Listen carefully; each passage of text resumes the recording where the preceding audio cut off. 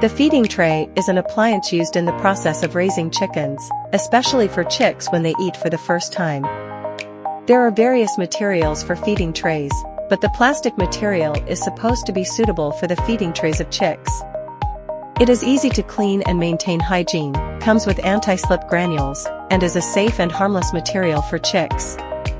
Meanwhile, it features an anti-prying edge design, which makes it sturdy, durable, resistant to folding and bending. Therefore, this plastic feeding tray should be the one with the best usage effect and the most widely used.